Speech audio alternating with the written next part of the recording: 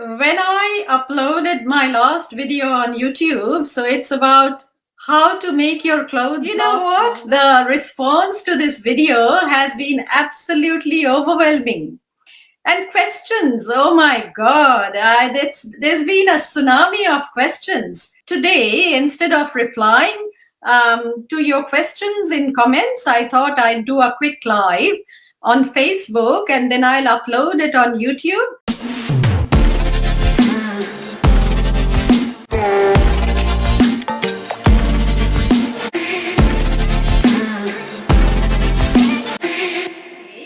I have got a few questions here. So the first one is about something very interesting. So I had mentioned how my granny used to use soap berries. You know, soap berries are fruits which are used to wash your premium silks, your linen, your wool. And people have come back to me and asked, there are two questions. So first of all, how do we use soap berries? So it's very simple. You take a handful of, say, about half a dozen soap berries and you immerse it, soak it in hot water, for about 10 minutes or 12 minutes, and then you add that solution, soap berries, water, everything, add it to your washing, and that's it. You know, that's as good as any detergent.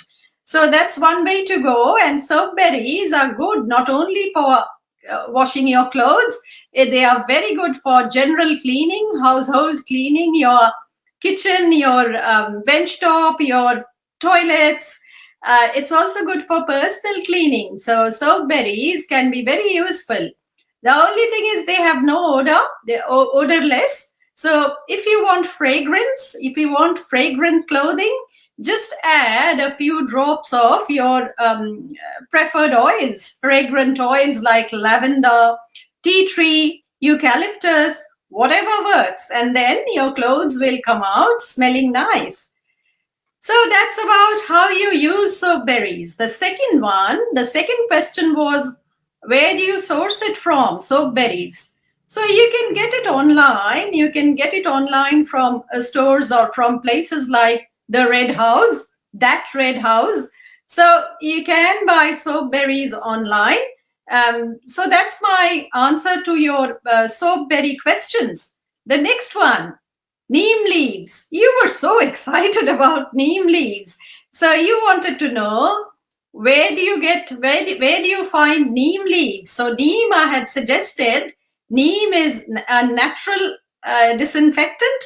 So I just suggested that you take some neem leaves, dried neem leaves, and put it in potpourri bags, and then you leave it in your wardrobes, your cupboards, your cabinets, your drawers. So that'll keep all the creepy crawlies at bay. So no silverfish, no moth. But the question is, of course, it's a very relevant and pertinent question. Where do you get neem leaves from?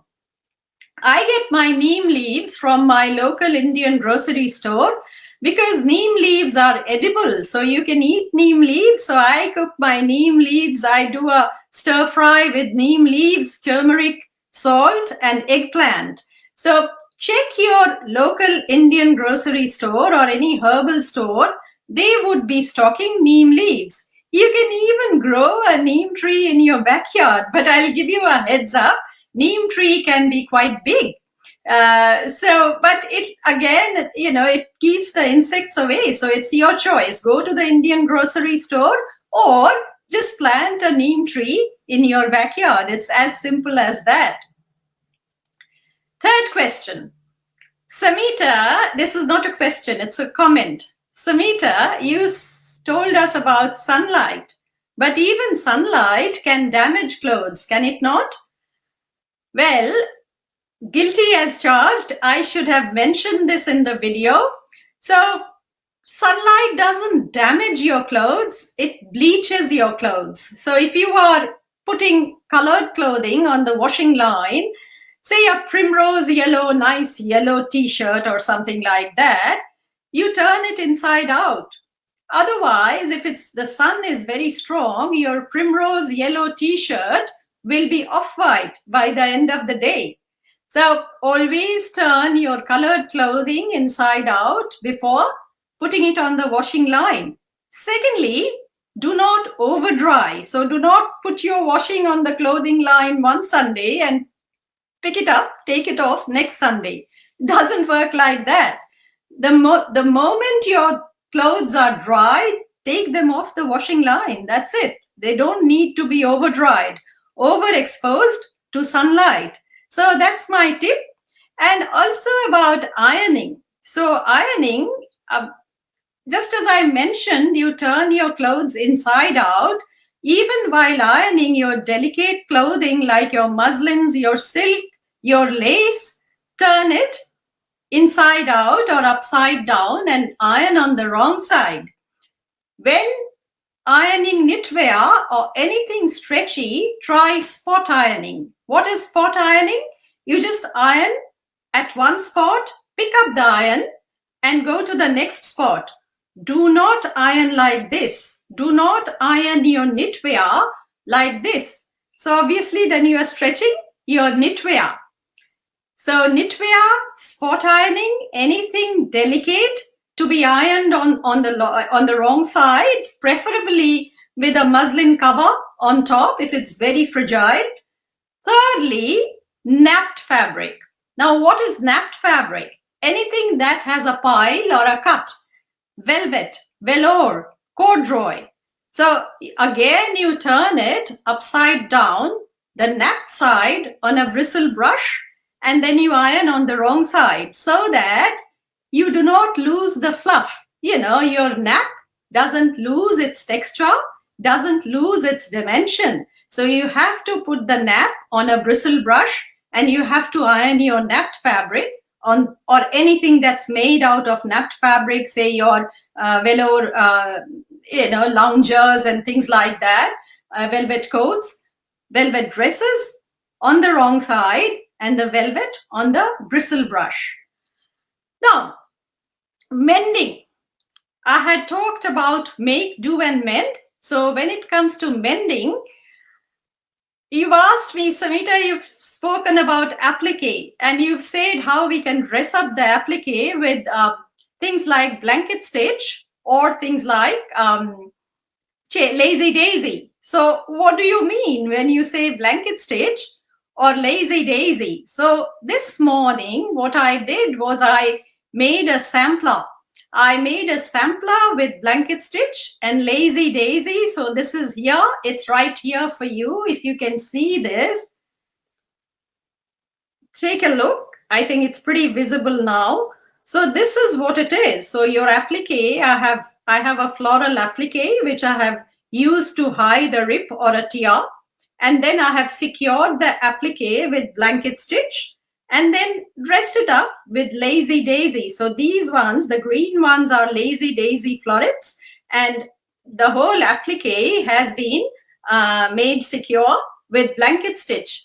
Blanket stitch is exactly what you see on the sides of the blanket. So that's why it's called blanket stitch, or vice versa. Now, both blanket stitch and lazy daisy are actually variations of chain stitch. Chain stitch is the parent stitch, is the genre, and blanket stitch is basically open chain stitch, and lazy daisy is closed chain stitch. But don't just limit yourself to that. You can do so many things. You can add beads, sequins, mirrors, so many different options to just hide, to camouflage, to conceal your little holes, rips, tears. So go back to the original video. I have shared a beautiful example of applique. So, let your imagination run wild. So another one. You have asked me, Samita, is there any way we can repurpose used clothing into something new, maybe some small items? Of course you can. You definitely can. I remember when I was, I had a student, it's been a few years, she came from Portugal, international student, exchange student, and she made the most fabulous collection of blazers and jackets out of, you know what? out of blankets that she had sourced from a local op shop. You can make scrunchies, you can make little rags, just to dishcloths, tea towels, little tote bags, pillows, little cushion covers. So all of these things you can make, you can recycle, say your jacket, your flouncy, fluffy dress, maybe stained or ripped somewhere, or you just, you've worn it to death. So take all of these things and you can unravel your woolen clothes, and make it into mufflers and scarves. I have these cushion covers. I cannot use them. Not the fabric. The fabric is premium Dupion. But why can I not use them? Because they are stained. So let go of the stained bit. I've got some good fabric here. I now have 2 pieces of fabric which I'll join.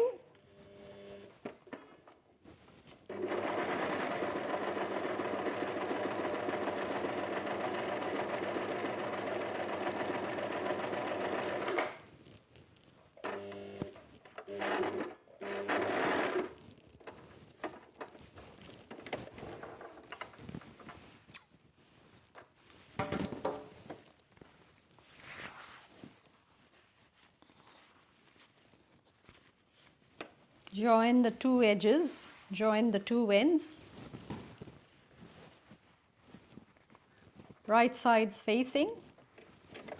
What you need to do after you have sewn the ends or the edges, you just need to bag out what's an extended pillowcase. So it just looks like an extended pillowcase, and then you insert an elastic shorter than your pillowcase. Then you have to take the edges, the folded edge, and top stitch the 2 edges, and you get a nice little very premium scrunchie for a little friend. I'd love it if you do one thing. If you haven't subscribed, do subscribe and share. Share the Learn with Samita buzz with one and all, your pets, your neighbors. As one of my friends, one of my colleagues in the trade said, aliens and gods. Yes, why not? Just about everyone. Just share Learn with Samita and its content with everyone that you know. Comment, like, and let's know what are the topics you'd like me to cover. Next week, we have something fabulous coming up. 2 mind-blowing videos on the craft and quill show. Just you wait, and the kind of things that I'd show you. Just wait and watch, and make sure you are subscribed.